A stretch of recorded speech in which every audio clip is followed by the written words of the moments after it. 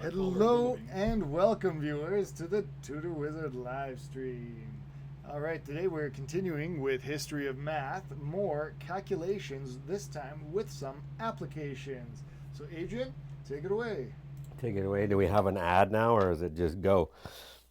You're a go. We're a go. We're a go. For mathematics, you are a go. And then also, we only have about half an hour-ish or a little bit after that because I have to do Mobius geometry Rapid fire calculation. later today. So I'll remind us of the fact that in Euclidean geometry, so we're in the Greek section and I can never get out of there, but especially in the Greek section, once I get into the Euclid section, oh, I'm supposed to be over. I'm on the wrong side. I'm on the wrong side.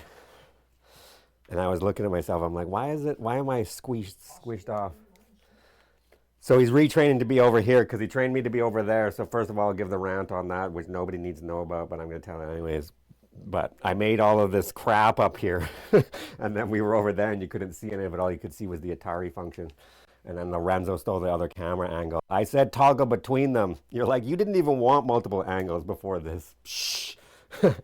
So what we're going to do today is we'll remind you of, now that I'm standing on the right side, we'll remind you of the fact that Euclid in his 13 elements in the first book, he does mostly what you would think of.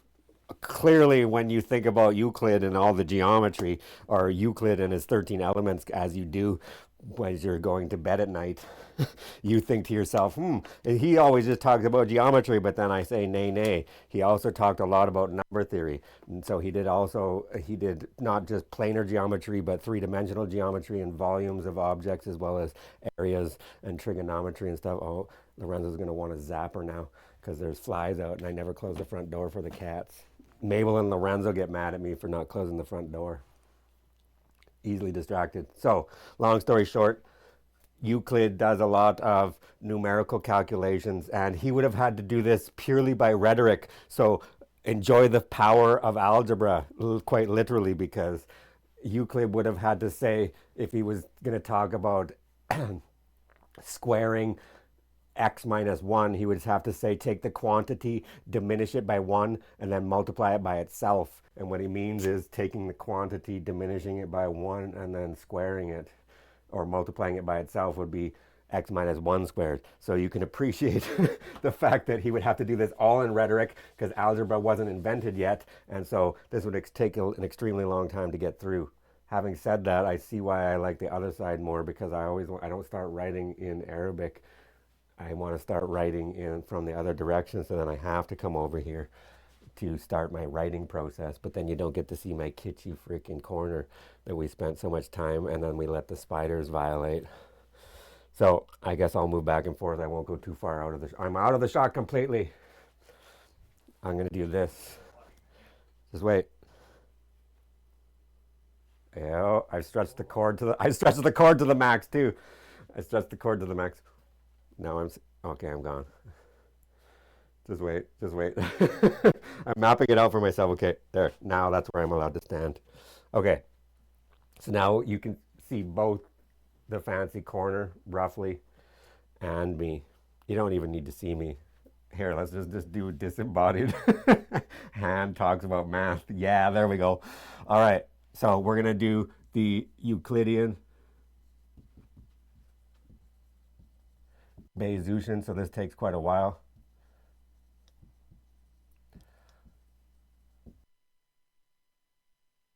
This is, I guess, semi or quasi history of math, because when I talk about it, once I get to a math calculation part, my brain wants to flesh out and tell you the whole story of the completeness of how we figured out all the way to the Euclidean Bezier algorithm, and what Lorenzo was saying, application to, can we do both of them today? Because then this would link us to one more Greek, so we can stay in Greek technically, Diophantus. And then this is Brahmagupta also. Equations. And then Brahmagupta has what are also called Bell's equations and Brahmagupta triangles, etc., etc. We can start into what Diophantine equations are. What Diophantine equation means is the solutions are in the only place that they thought they had numbers at the time. The solutions are in Z. So positive and negative integers. Even the negative ones would have bothered them somewhat, but this is what we're talking about with when we talk about a Diophantine equation. In particular, we'll talk about linear Diophantine equations. A linear Diophantine equation is, what's a linear equation in any form of science? A linear equation is every term. So if my unknown variables are x and y, which I've written backwards, then when I'm looking for these solutions to be in Z, I want in a linear equation, every term is going to be a multiple of a single variable. This is a multiple of a single variable. This is a multiple of my other variable only, and then or a constant. And so this is the most general form of a linear first order non-homogeneous Diophantine equation. What's a nonlinear Diophantine equation? Hey? Oh, sorry. Were you? I got disembodied voices behind the curtain and the wall now, mumbling stuff to me. Square in there. Yeah, somewhere. throw a square in there. So it's particularly a square to solve what kind of problems? Oh.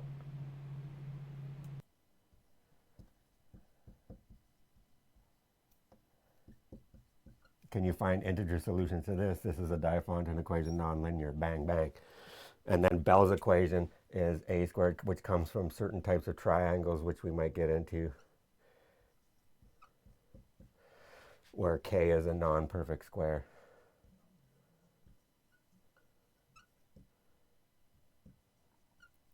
So the one that Bell does, this comes from Brahmagupta triangles, actually, this equation. We'll derive it some other day when we get into India. Britain, first of all, there's going to be invasions all across time. And we'll talk about those as we go, possibly, but not for historical reasons. But Alexandria gets it first. Alexandria gets it first. But Bell's equation is a squared minus 10b squared equals 1. And you can show that there's infinitely many solutions to this. And if you find a solution a, b, it will produce infinitely many solutions from this, because you can just keep reiterating and putting those solutions in and then getting another solution from this. So this is the history sort of what a Diophantine equation is, linear versus nonlinear. They come up in geometry a lot of the time. And then we can talk about this one we can use in Die Hard 3 with Samuel L. Jackson when they want to have how many buckets of 5 liters plus how many buckets of 7 liters equals 3 liters. Pour in and don't get the bomb to go off. That's going to be a Diophantine equation, linear. What's the applications of this bullshit? I don't really care, but I do care.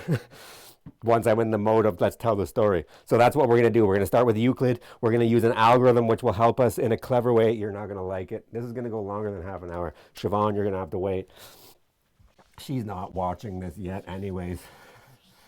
And then so that will be one application is Diophantine equations, now that we've erased all of that. And then the second one is solving the Enigma machine from WW2 and the Deutsche, oh, I had it right the first time.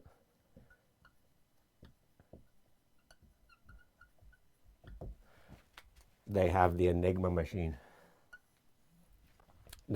Circa, I don't know what month it was. Dr. Google will. Circa 1942.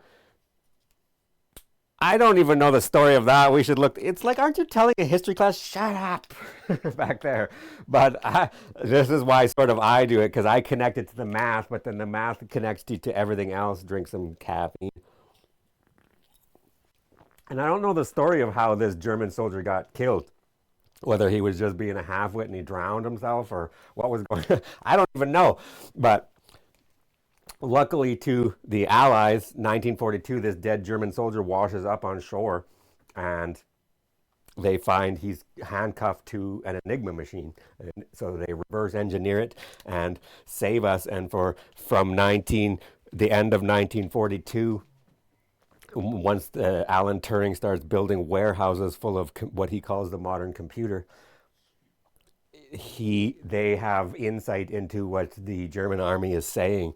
And how does he solve this? He uses the Euclidean Bazouchin algorithm. So we're going to show you how to do that. So hold on. That's how you get the hooks, right? Those are the hooks. It's like we're going to use the Euclidean Bazouchin algorithm, but I know you don't care at all about that, and you probably didn't really even care about, even if you tuned in, you probably didn't care so much about the Diophantine equation, but everyone wants to. I say Enigma, and you're like, oh, that seems spooky. And then I talk about the Deutsche Wehrmacht in 1942 and WWII, and then all of a sudden we're in business. Guess how we solved all of this? Using the Euclidean Bazouchin algorithm. All right. So how do we do this? What Euclid is saying is, given any two numbers, last time I used 8 and 12, and yes, you could list using their trees. What we want is the greatest common divisor of these two numbers. The greatest common divisor has 1. It's going to be positive. So D, this greatest common divisor, better be greater than or equal to 1. Why? Because for any two numbers, A, if I'm starting with A and B originally, A and B are both divisible by 1 because this is the property that 1 times A is equal to A. That immediately says that A divides itself and 1 divides A. They come in pairs. What we also know is B is also equal to B times 1 because that works for every number. So that means that B divides itself and 1 divides B. But what we wanted was the greatest common divisor. So the first rule of Divisor Club is tell everybody please and come and do some greatest common divisors with us. And 1 divides every number, so 1 has to be the lowest starting point for the greatest common divisor. If you have that, what the symbol we're going to use as greatest common divisor of A and B is 1, that's what we call relatively prime because they have no primes in common. And that's what we're going to need for the Enigma machine. The numbers and the Euler phi function and the relatively primedness of 26 letters in the alphabet. Yes, I'm aware certain people that might talk half-wits that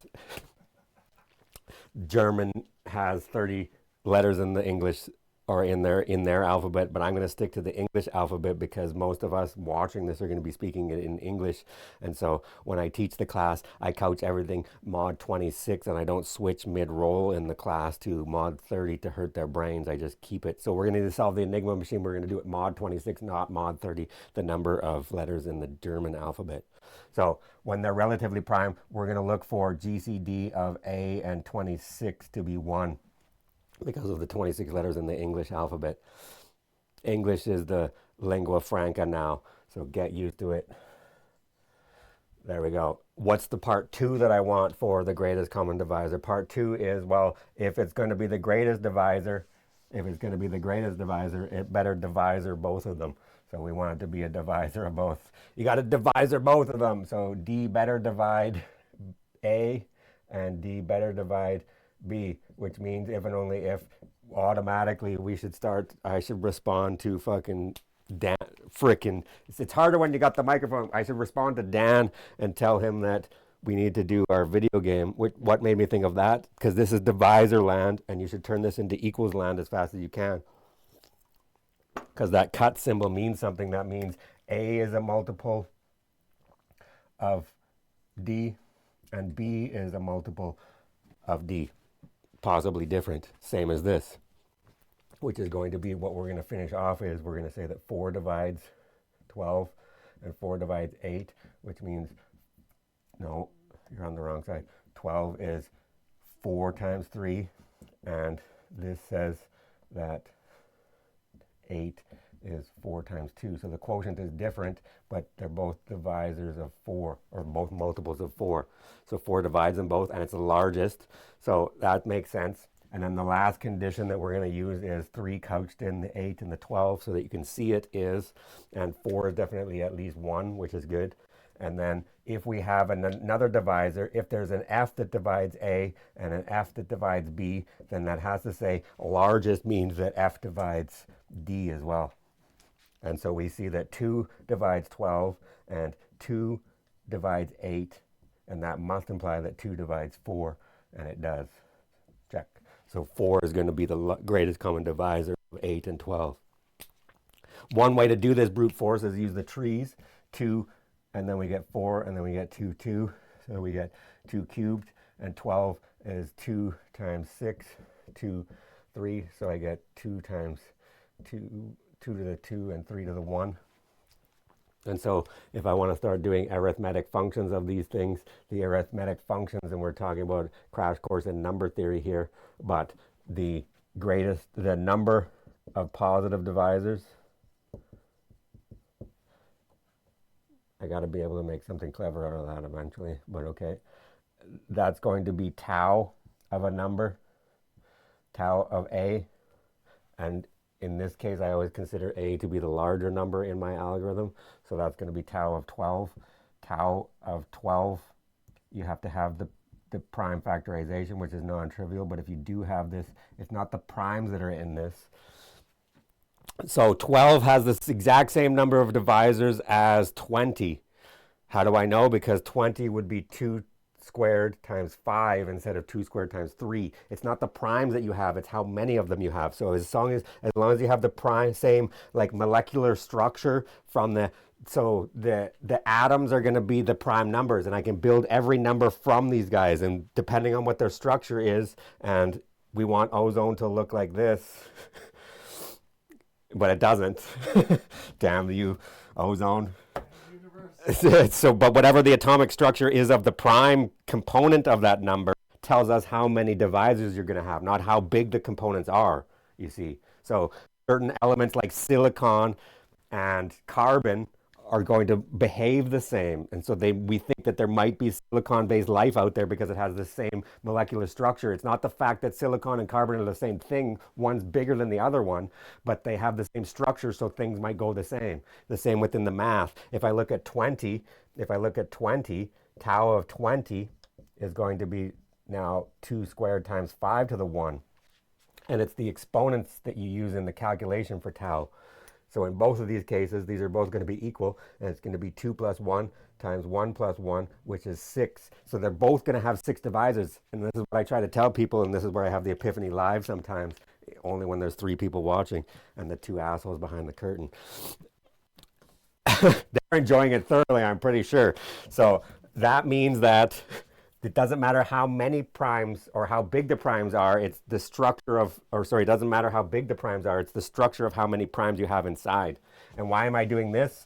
Because tau of the 2 numbers would tell me how many positive divisors I have. So if I look at 12, there should have been 6. So if I list the positive divisors of 12, 1, 2, 3, I already missed the UDC. If I know that tau of 12 is 6, and I try to list them out, it seems like I missed one. I missed 3. So then I know that I have peace of mind that those are all the positive divisors. Here, tau is going to be 3 plus 1, which is 4, which is going to be all the powers of 2. So this is how you get at tau, actually. You look at what's tau of a prime power at first. Well, it's going to be the power plus 1, because it's going to be all the powers plus the power times 0, because 1 always divides you. 1 always divides you. So now if I have these, technically speaking, this is the brute force of, I now know that 4 is the largest number in both lists. So just from this process, I could say that the GCD of 8 and 12 is the largest positive divisor appearing in both lists, which is 4. But I don't really want to do that for larger numbers because this can become an extremely long process. I showed you how to use a little table in the square root to get the pairs of these guys so we can list them last time. If I look at the square root of 12, who's that larger than? So 12 is larger than 9. So this is larger than 3. So all I have to really do is build a box that has 1, 2, 3 in it. And for 12, it magically is so small that they just all appear in there. Why? Because you're going to get 12 and 4, or sorry, and 6 and 4.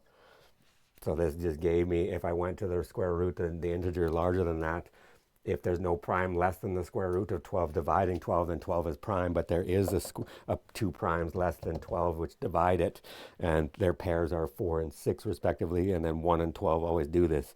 So we have a process of listing this horribly. For other problems, this might be necessary, but I don't want to do that. And imagine extremely large numbers or 100-digit primes multiplied together to keep that's the extension of the Enigma machine and keeping your credit card safe in cryptography. This would be an extremely horrible process to do.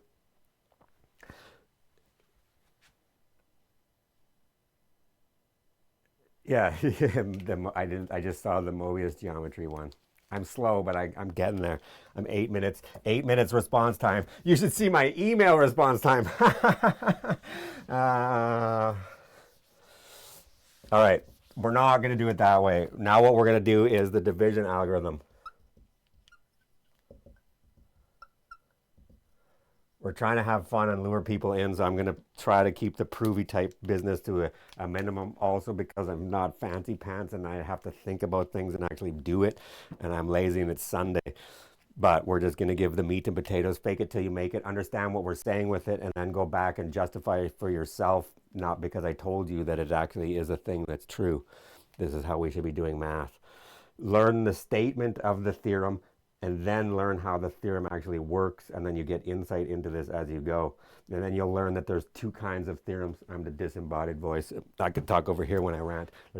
But once you learn the statement of the theorem will allow us to calculate for now. And all these Copenhagen pricks are saying shut up and calculate anyways because they have no idea what's going on in quantum mechanics. So at first, the Schrodinger's equation, etc., gives them a way of calculating an extremely large of useful things. So they're saying just shut up and calculate and use the theorem. And then we'll backtrack and actually look at the proof and understand what's going on. And then it's like, okay, well, I don't really know what's going on anymore. But for the division algorithm, it will give you insight into how we're going to use iterations of the division algorithm and call it the Euclidean algorithm, and then allow it to suss out the greatest common divisor of any two numbers. So the division algorithm says, given any two integers a and b, and I'm going to use specifically, I'm going to say b is less than a priori in my algorithm. You'll see why.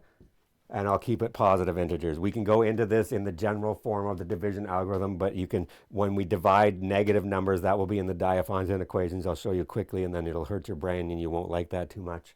But we can do this with other numbers. But I'm going to assume that a in absolute value is the largest one. I don't want to talk about any of that crap, so we're going to keep them positive numbers, and then we don't have to worry about it.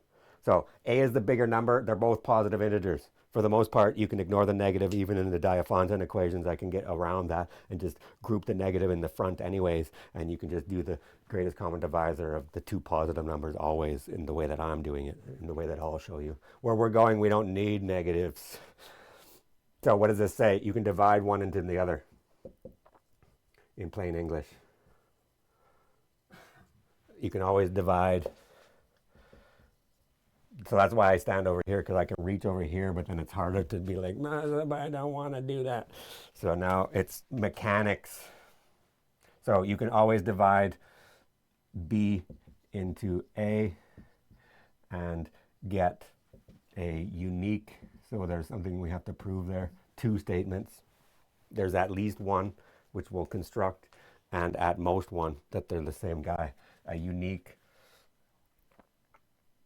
quotient q and remainder r, and here's the uniqueness. You can get infinitely many quotients if you allow them to be negative, but there's only one, which will be between 0 and b minus 1. And that's how we stop in the division algorithm. So what you really do is, long story short, and this positive number might be the symbol, but I'm taking the big one, which is called the dividend. I'm taking the little one, which is called the divisor, and then I'm going to get the quotient to appear here. And then when we do our subtraction business and we get to where r is either 0 or less than b, which is equivalent to being also r strictly less than b means if and only if it's r is less than or equal to b minus 1. So it's the same condition. And that's when we stop, and this is called the remainder. If the remainder is 0, we say that it evenly divides. This is what even division is. Technically, the definition of b dividing a if and only if a over b is inside z plus, which is equivalent to having a remainder of 0. Because if it's in z plus, let's just do the tangent.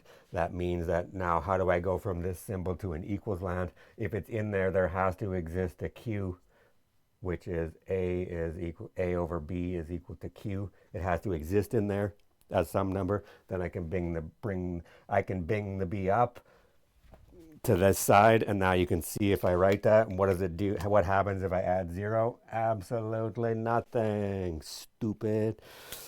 That's a quote from UHF. What's in the closet? Absolutely nothing.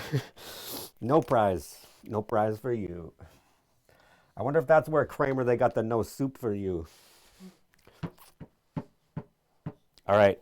Now what we want to do is use this division algorithm to iterate this and get the quotient and remainder until we get 0 remainder, until we get that 0 remainder. Then the penultimate remainder in this process, or the last non-zero remainder. Monty Python has a really good sketch on the penultimate supper, what goes down at the last but one supper. What we're going to do, the last but one quotient in this process is the greatest common divisor of two numbers. If I look at 8 and 12, do you remember already, because I erased it, what I had to do on the board to get this to work? I had to do all kinds of stuff, but now I'm still a disembodied person over there. Rotation. Oh, I want to do that one too, the intermediate value theorem. As applied to, you can make a table stop wiggling. You can make a table stop wiggling. Rotation is continuous. And so it has to cross through the floor at some point, which means the leg stops wiggling. We'll do that later. Now what I want to do is 12 and 8. So let's divide 12 into 8. If you can't see it, you're doing the side calculation every time. I'm doing 12 into 8, and you should list multiples of 8. 8, 6, oh no, that was, 8 plus 8 is 16. I tell my daughter multiplication is addition. And then that's times 1 and times 2. I probably don't have to list any because it's not going to be a very big number. So when I do that, I get 1, and then I get 8. I subtract, I get 4. 4 is less than 6, or sorry, is less than 8. And so we stop. You stop when it's less than the number. And so what that says is 12 is one group of 8 plus 4. And in my algorithm, I've started intuitively, pedagogically, I started making the move of putting the brackets here because it all seems nonsense for you. But what we're going to do in the next step is, once you train yourself this way, and hopefully I point it out, we're going to take the next two numbers not in the brackets. Take the next two numbers not in the brackets. Fake it till you make it. And then that's how I do it really quickly. Then it's going to be 8 is 2 times 4 plus 0. And then we already are in business. The GCD of 8 and 12 is 4. And so there's a little bit to be proved in there in the Euclidean algorithm as to why I got this. There wasn't any other remainders less than this guy. So if you get this, you can check and find out any of the other divisors, but essentially this is always what's going to happen. For now, we're going to fake it so that I can get through a bunch of stuff and give you some applications. But what this means is, let's do a couple larger numbers, not from the other ones. But my point being is, do you remember how much stuff I had to do to list the positive divisor, even just for 8 and 12, and guarantee that I had a complete list? And then I picked 4 from the list, that complete list. Now all I had to do was 2 division algorithm steps, and I'm done, and I have the GCD of 8 and 12. When you have extremely large numbers, it's extremely useful to, in a finite short amount of, in polynomial time, finite number of steps, to compute the GCD instead of having to do that horrible find the list all the positive divisors, etc. The Euclidean algorithm is the fastest algorithm essentially also. But what we want to do is keep this structure, and then the structure will give us the Bezuian table. So right now we're doing the Euclidean half, just finding the GCD. Bezout will write it as a linear combination, and then this is actually how we're going to solve the Enigma machine. That's supposed to be an M, Enigma and Diophantine. For now, we can think of some other things we could use this for, but let's pick a number between 1 and 25. Disembodied voices. 16. This is not relatively prime to 26. Try again. One more. 16 plus 1 is 17. Okay, I'll do 17. I'm setting us up for something. So 17 times 1 is 17. Good. 17 times 2 is 34. Good. So then this should be fairly okay. So what are we going to get? And then now what do I have to do? Oh no, something I'm not very good at. You should have been able to do that in your head. I don't know why I can't, but now I can see it. That's not even funny. I'm not good. I like the theoretical math. The A's and B's, did you see how fast I went as soon as you gave me 17 and 20? I'm like, oh shit. This is gonna, 1 times 17 plus 9 equals means equals. That should work out. Is that what you get? Technically, yes, I'm just borrowing 326. Good. Now I use the 17 and the 9. Same business. It's going to be what? A 1 now. Oh, I didn't want it to be a palindrome, but it's going to be a palindrome. 8. These guys are going to be a palindrome. And then 9 is 1 times 8 plus 1. And 8 is 8 groups of 1 plus 0. And then I square it off. This is the GCD. So the GCD of 17 and 26 is 1. So they're relatively prime, which I need for the Enigma machine. Now what we want to do with this, now I'll show you the other algorithm. You can guarantee backtracking up in there. Let's do the Bezuian algorithm the old way, and then I'll do it the way that Andy Liu, and then I stole it from Andy Liu, and I'll never give him credit ever again. And then I'm going to call it we could call it the Liu Biglands. Biglands comes first in the alphabet. Biglands Liu table, and then eventually just drop the Liu. Dropping deuces in the Liu. All right, the first rule here in the Bezuian one is you don't need the 0, 1. So cross that shit off. I tell the engineers like to box things off at the end of their calculations. Box that line integral off. Why am I doing this line integral at 10 in the morning, Tim? It seems like he says he solved it. I'll do it, but it seems like Stokes' theorem would have been better. And then that's what happened. Nothing. This was a conversation and how they woke me up this morning. Get out of bed. We have a live stream soon. Here's a line integral in multi-dimensions. Screw you. I didn't say I didn't enjoy it. I thoroughly enjoyed it. I was just like, why am I doing this? And that's how my morning went. Fine, I'll get up. No, we're not doing the table yet. I said I'll steal that from Andy in a bit. What does Bezout do?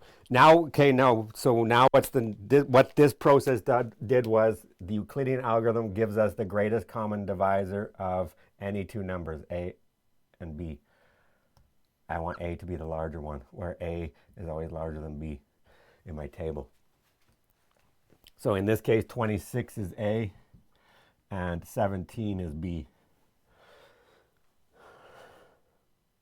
And that gave us two numbers which have a GCD of 1. And now what I want to do, which looks awfully similar to the Diophantine equations also, is write 1 as a linear combination, S times A plus T times B, where S and T have to be in the integers now. At least one of them has to be negative. Okay, good. Oh, is that the last one? You're replying to Wes? Okay, yeah. You got way more quicker response time than the last person did. But yay, what we're doing is we're doing roughly the history of math in large quotations because I like to do the math part of history of math. And we're in the Greeks. We're messing around with togas and beards right now. And what we're doing is we're using Euclid's 13 elements, and we're doing some of the more number theory type stuff in the Euclid's 13 elements, and we're going to use the Euclidean algorithm to find the greatest common divisor of a number, and then we're going to use the French mathematician Bézout's other half of the algorithm to write it as a linear combination. So I want to write this as an integral linear combination, and you can do this and solve the Enigma machine if and only if the two numbers are relatively prime so that the GCD is 1, and then I can write 1 as a linear combination of these two numbers. So what we're going to do now is find this S and T. One of them has to be negative because 1's the smallest positive integer. And if these businesses are going to add to give me that, I would hope one of them is negative. That's something that doesn't seem obvious to everybody else when I point this out. But at least one of these guys has to be, exactly one of them has to be opposite signs. So that I have a number minus another number will equal 1. All right, let's do that. What Bézout is really doing is solving for all the remainders. He's solving for all the remainders. So 1, and that's why there's a plus minus, plus minus, plus minus in my table. Because the first time I do this, guess what happens? 1 is actually 1 times 9 now. Put the coefficient in front of this. Oh, it's a kitty. More than one kitty. Here comes Jasper. I hear cats. The march of the cats. Sorry. Finger guns went up because I'm like, why is there people breaching my house? Oh, it's just a bunch of cats. All right, whatever. Carry on. Tim, there's some kitties here. So we're moving this guy over. And that's why in the table you always start with a negative. Let's just have, yeah, super graceful. She's the least graceful of them all. Just stomp, stomp, stomp, belly rub, belly rub. I'm going to rake my belly, jelly, jelly belly across all your stuff. I'm going to touch some keys. I don't care. I know. I'm like, you're aware that you retract the claws, right? I don't know. I'm a girl and I'm confused. Retract the claws. I'm stuck on the couch again. Oh my God. Every species. Every species. What? So this is the table that what it's going to look like. And this is where the first negative came from. I solved for the remainder and I moved it over. So that negative is this guy. Oh, it is. Mabel must be up too. The 17-year-old and all the girl cats are up. Look out. Look out. And then we're going to do that in the same one. Do you see the clever thing that Bézout sees? So now what he's going to say is he's going to say, well, 8 is actually one group of 17 plus negative one group of 9. And then what's negative 1 times negative 1? Positive 1. And that's why it's going to alternate all the way down. And then this is where 26 is going to go, and this is where 17 is going to go. This will be the number times its sign times 26, the number times its sign, which has to be negative, times 17. What do I put here? This is what I was saying. I didn't want it to be a palindrome, but it is. So we use this one, then this one, then this one. If this is quotient 3, quotient 2, quotient 1, they go in the table upside down. They go in the table upside down because you can see right here I used quotient 1 is the first one I use. Then I'm going to use this second quotient, this one. Then I'm going to use the last quotient, which is this one. All right. And then what Bézout does in the last step is he takes 9 and writes it as one group of 26 plus negative one group of 17. And you don't really need these first two rows. I've realized in my table that's where I'm going to 3M it, but that's okay. But it gives you the pattern of what we're going to do. So what I'm going to do is in the first one, it's just the first number again. Because what happens when you multiply a number by 1 and add 0, it's my favorite two dirty tricks anyways. That's why I kept it in the table originally. You get the number itself. Because multiplying by the number by 1 doesn't change anything. And adding 0 doesn't change anything. But that's going to be the root of just the two numbers. I won't get into it. I'll explain the whole table one day, or we'll put my notes on freaking Patreon. And if you donate and help me feed my daughter, that seems like a better strategy. If you want to see my magic table, give me some fucking money. So I like math, and then I was like, I need to pay my mortgage, so I should pay attention more to the monies. Let's do the table really quickly. What we're going to do is we're going to multiply. Now, it's you take this number, multiply by the number above, and add to the number above that. We're going to get Fibonacci in this case, because we're going to get 1 times 1. I'm not color coding anymore because it's hurting my brain. 1 times 1 plus 1 gives me 2, and then 1 times 2 plus 1 gives me 3. So it's a 2 and a 3. So we're going to multiply 26 by 2. We're going to multiply 17 by negative 3. So that says 1, the GCD of these two numbers is equal to negative 3. Oh, I said A first. Okay, that's fine with me. This is positive 2 times 26, 54. Or sorry, 52 minus 51. So plus negative 3 times 17 is exactly 1. So I can write 1, which was the GCD of these guys, as a linear combination. In the Enigma machine, if we're going to do this quickly, and you already know what mod 26 is, I'm going to hit this modulo 26. So if I hit this modulo for the Enigma, I'm going to hit this mod 26, and that's going to give me 2 times 0, because 26 leaves a remainder of 0 mod this guy, plus add 26 to negative 3 gives me 23. And now you could leave it as a negative 3. I like multiplying, but do you see what that did?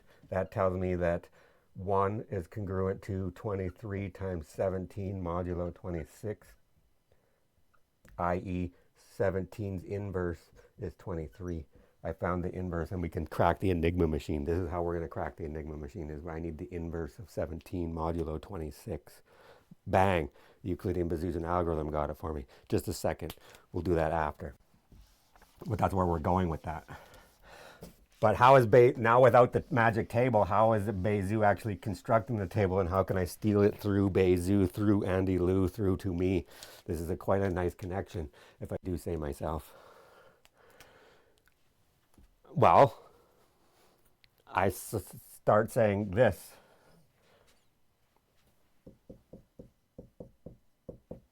Let's use the Romans. The only thing they were good for. The numerals, the Roman people were top G gangsters. But 1, 2, 3. Is she saying, are we seriously going to do it? Oh, okay, good. Wes just subscribed to us. Thanks. Oh, and a kitty got found. Oh, that kitty. And another kitty. They found him. Not the my kitty. My kitty went missing. So now I forgot. We were indexing. I'm like, why did I write Roman numerals?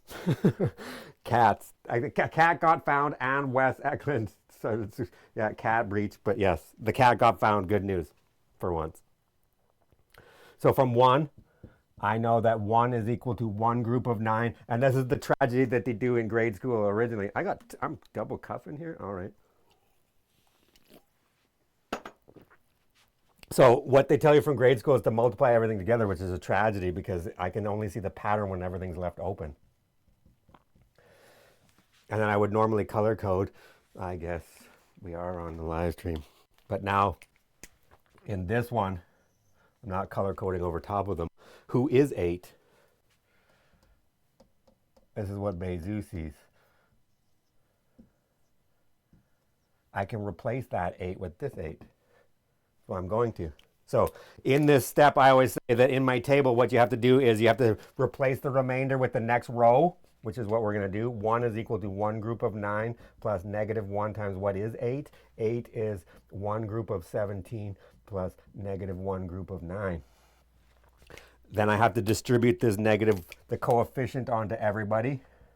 Put it into the coefficients because I want the big numbers standing in front of all those quotients to be the numbers I'm focusing on, because I eventually want to write it as a linear combination of 26 and 17. So I distribute that in. So you have to distribute it in that line and then group everything together. So there's 3 steps sort of in each in between if you're going slow. You can do them in your head once you know what's going on eventually. But now what I want to do is say that that's 1 group of 9 plus negative 1 group of 17 plus Another positive 1 group of 9. Now group them together. What does that give you? Equals means equals. 2 groups of 9 is 18 minus or plus negative 1 group of 17 is still 1. So after you do that calculation, also you should be able to tell that you've got equals because equals means equals. I disagree with temporary sanity. X is always equal to X. This is the first property of an equivalence relation. This is called reflexivity. You're always equal to yourself. You can't get out of it. Nobody gets out of here alive, but you can't get out of fucking whatever you did. You did it because you were always you. It was you. X equals X is a tautology. All right, now what do? Well, I look at this one now. The 9 as a remainder is this guy. So I look at this 9 and I say, oh, I could replace it with this whole thing. And then, oh, sacre bleu, we have 1 written as a linear combination. So 1 is equal to 2 groups of now what? 1 group of 26 plus, that's a plus, and then you got to stand in Captain Morgan stands when you're doing real math. Hold my cat. This is hold my coffee type of math. And then this is negative 1 times 17. And then plus, I already had negative 1 times 17. So I distribute that quotient onto both. And now you can see I've done this before. So what does that say? That says that I have 2 groups of 26. So 1 is 2 groups of 26, just like in my table, plus negative 2 and negative 1 is negative 3 groups of 17. So the table is doing what Bezout was doing. It just makes it user-friendly, I think. And then this is what Alan Turing actually noticed in World War II. Women were called the computers before he invented the modern computer because they were computing trajectories and stuff, but they were all top secret, but they're always getting the right answer, having no idea what they're doing in the middle. And that's what the table does. The table will strip away this nightmare, and I'll do it quickly when we solve the Enigma machine. That, in a nutshell, is the Euclidean Bazouchian algorithm, which is in Euclid's 13 elements, but everybody thinks geometry when they think about Euclid. So start thinking about number theory when you think about Euclid. He was doing everything all the time. All right. And then after this, now, because she won't want me to, she'll want the in Zoom or private lesson. We should have just kept the live stream rolling, and then I'll do non-Euclidean geometry, and we'll do the Mobius transformation. And today, waiting for the band to start in jazz band on Friday. My daughter had a jazz concert. It was the last one of the year. And so I decided while I was waiting, because they were having technical difficulties, I mapped the real number line 1, 2, 3 into the unit circle. Move over, I said you were the unit circle. Okay, close enough. This is modulus z equals 1. And what is this? This is the real part of z. Oh, the brackets are in the wrong spot there. So this is the real part of this guy, also known as just x, or y equals 0 is the equation. And then I have this modulus of z is equal to 1. And then I can map this into, what did I do? I mapped 1 into I. I said you were I. And then, oh no. And now I don't remember what I did. It seems like I should have kept 1 a fixed point, you dummy. I don't think I did. Let's do that. We're going to redo a new one. But you guys aren't going to get to see. Next time, if you beg me, I'll do it next time. So 1's also there. So I could map 1 into 1. Let's map 1 to 1. There's supposed to be an arrow. Then we can map 2 to I and 3 to negative I. Say.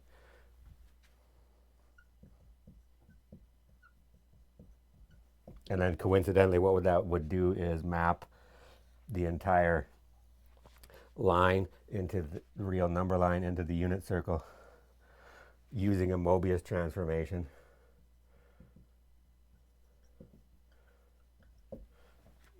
And that says that those two objects are the same. Not in Euclidean geometry, but they're congruent in Mobius geometry. That was an extremely large tangent, but it went through my head, so I'm going to do that later. If you see it, I'll post a PDF on Patreon or somewhere where Lorenzo Smart, somewhere smart, they'll tell me SMRT, and then they'll tell me where to post it. All right, let's do this. Euclidean position algorithm. I think we probably won't have time for the Diophantine equations, but we'll do that next time. This is how I get you. I pretend like I'm going to be able to do everything, and then I can't. And then you'll have to come back next time and see if you want. See you later. We just lost one. Losing them. So here we go. What are we going to do? Here's the Enigma machine. The 1942, this soldier rolls up, and what they realize is they're using, if I use the Caesar cipher, what Julius Gaius Caesar is doing is he is saying that he's actually he's a top G2. He's actually in the trenches with them, or in the battle right at the front lines, but not in the trenches. So when he wants to go from the back, from where the cavalry is to where the front line is, and he needs to get a message back and forth, and the Huns, the Huns is who he's attacking in Gaul. So we're in Gaul right now, and then it's the Gallians versus the Huns.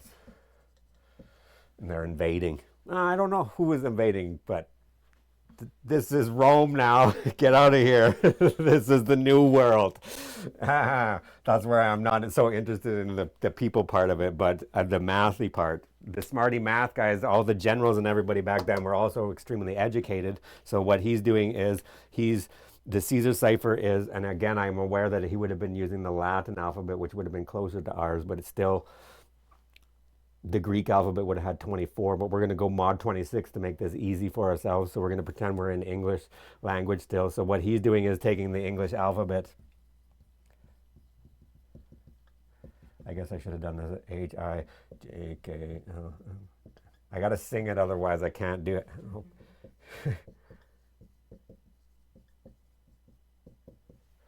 So now what we have to do is ruin it for you. All of the English majors. Watch this. They're all just numbers anyways, you silly fool. 1, 2. This one I don't have to sing. I know how to do this one. 1, 2, 3, 4, 5, 6, 7, 8, 9, 10, 11, 12. That one I'll sing, and then that's halfway. Because, oh, there's the joke. I have 12 bags. Oh, there's 13 bags. Just wait, I'll tell you why I've done that also. There's a reason. It might not be a very good one to you. But 25 is a big number, and I don't want to multiply by 25 a lot of the time. And A is in a lot of frickin' words, and I like multiplying by 0, so I don't start this. This is also called in Gravity Falls, this is called the A1Z26 code, but they're identifying A as 1 and Z as 26, which I feel like the author of the book, I've got that book right here. I just found it. Where is it? Where is it? Where is it?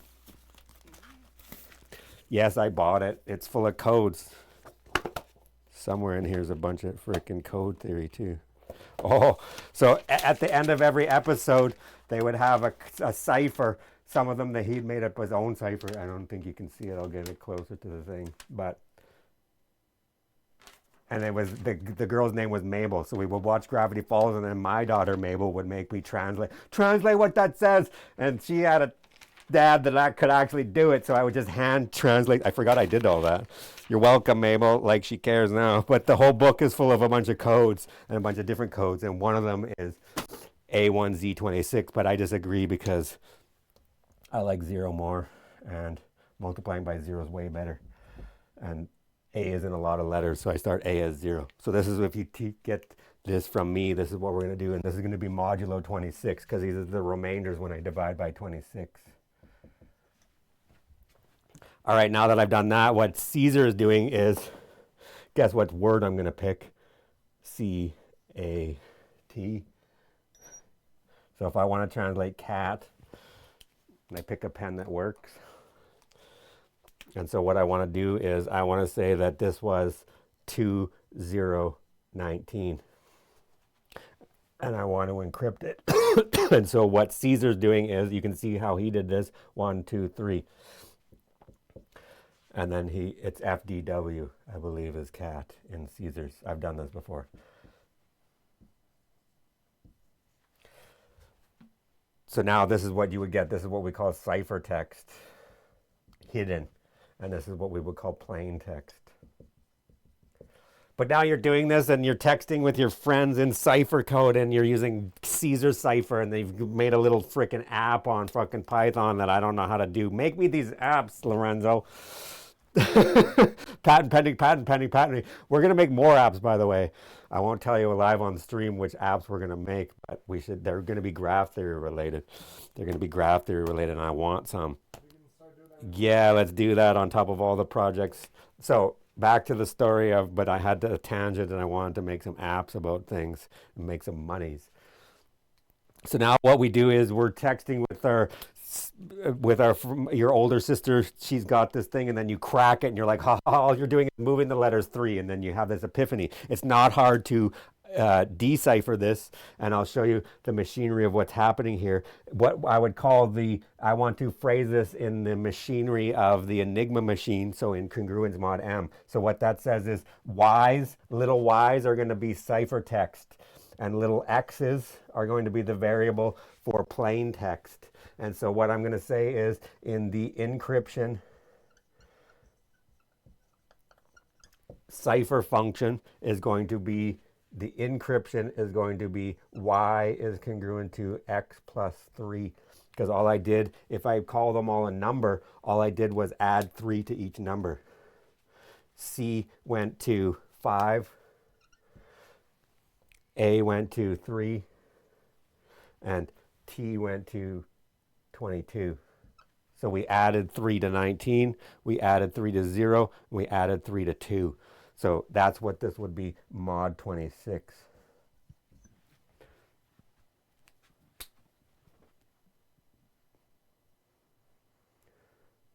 Okay, so this is why I'll just scroll through. Now that you found me first, but I'll just scroll through random frickin' coding frickin' chat rooms on Twitch, and I'll find you somewhere at some point.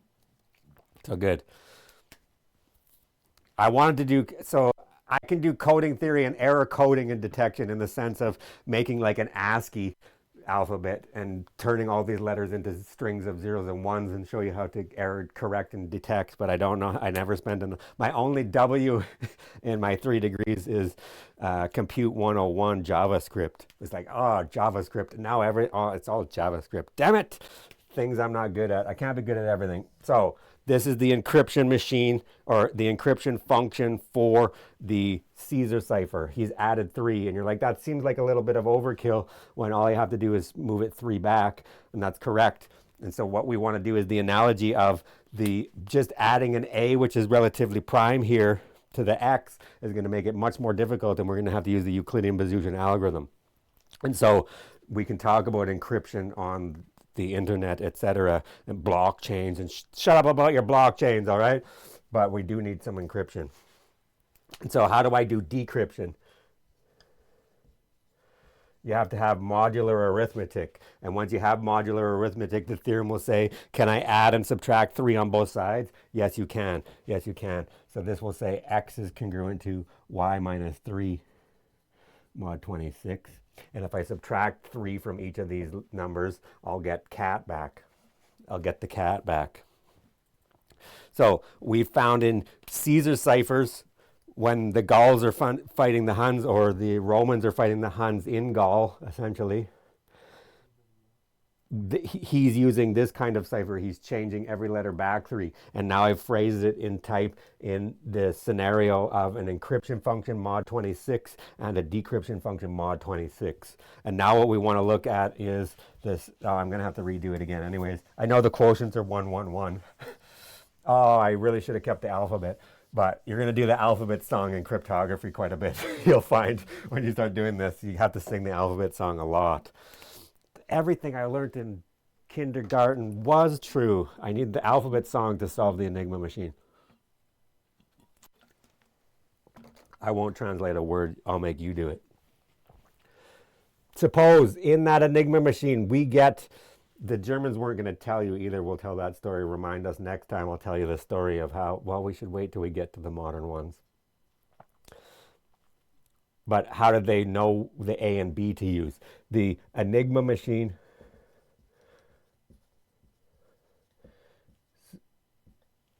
Machichin. There was the Enigma machine So roll forwards a couple thousand years, and guess what? In France, what used to be Gaul, is there an E on the end of France? I don't care. It's the French. Okay, yeah, there is. In France, we're fighting the Germans, also known as Huns. And what we want to do is encrypt stuff, but now it's the Germans that are encrypting against us. What they've realized is from the Caesar cipher, which they probably stole back then, and they've been working on since then, is they're going to use the same thing, and then they want to use a plain text guy, and then they want to add a B. It could be any B between 0 and 25. Otherwise, you're just going to go around, mod 26. And then what they're going to do is add an A. And so how many of these Enigma ciphers could they have? Assuming that you can use 0 for the shift, even though if you don't shift anywhere, you don't want to use 0 and 1 at the same time here. Otherwise, you're just sending letters to letters and you've not encrypted anything. That is technically a cipher. That's called the identity cipher, but it's not very good at hiding things. It's not so good. But we will use 0 for the B for the shift, because as long as you use an A, which isn't 1, don't use one of those at the same time. So you tell me. You can use 0 to 25 for the shift, and you can use A is inside the numbers from 1 to 25 that are relatively prime to 26. And so how many of those are there? There's 12. How do I know? Because the Euler phi function of 26 is another arithmetic function, like the tau function is the Euler phi. That's the only reason I use it like that. I like phi to be like this, and it's phi, not phi. Phi of 26 is going to be phi of, what is it? 2 to the 1 times 13 to the 1. And now it's not the exponents. It's, in this case, it is the exponents. But if it's like this, I can just write this as 2 minus 1 times 13 minus 1. And I get the 12 right away. Bang. So this tells me the number of A's less than 26 with, that's supposed to say with, the GCD of A and 26, 1, i.e. How many numbers are less than 26 and relatively prime to 26? 12, 1. What are they? The odd numbers not equal to 13.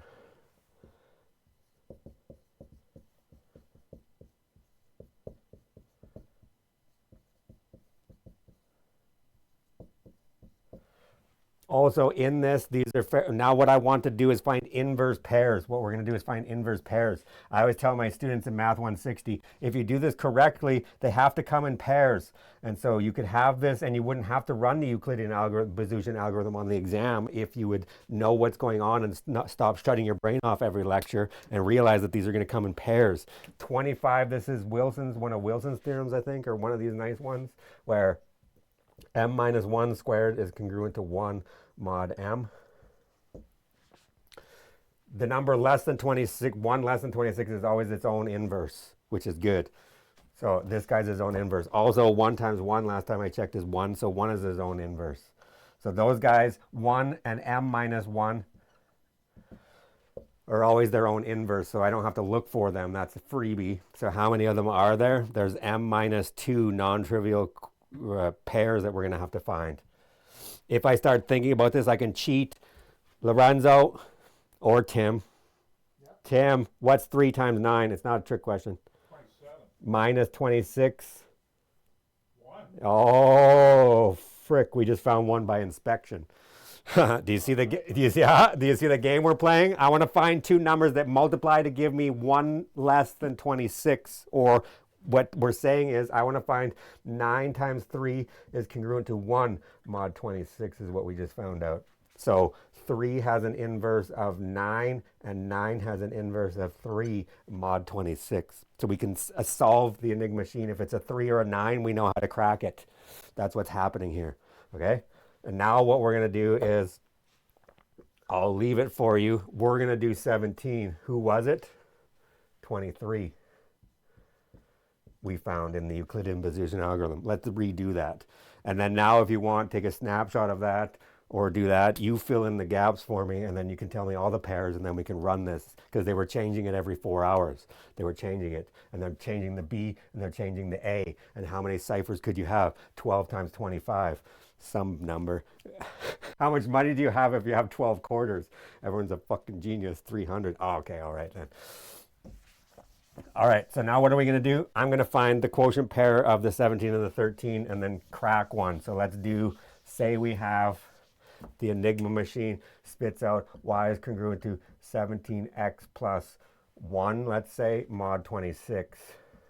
What I know is I can subtract 1 from both sides. So I do that. And so this is y minus 1 is congruent to 17x mod 26.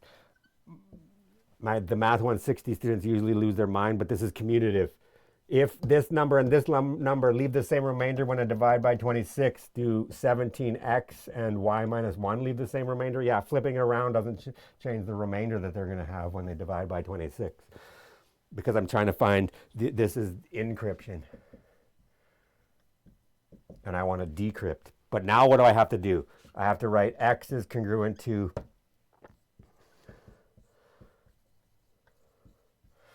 and how am I going to find that s? That says that where s times 17 is congruent to 1, so I can get rid of it. What do I multiply? Oh, no, I don't. What do I multiply this by? It's going to be 23.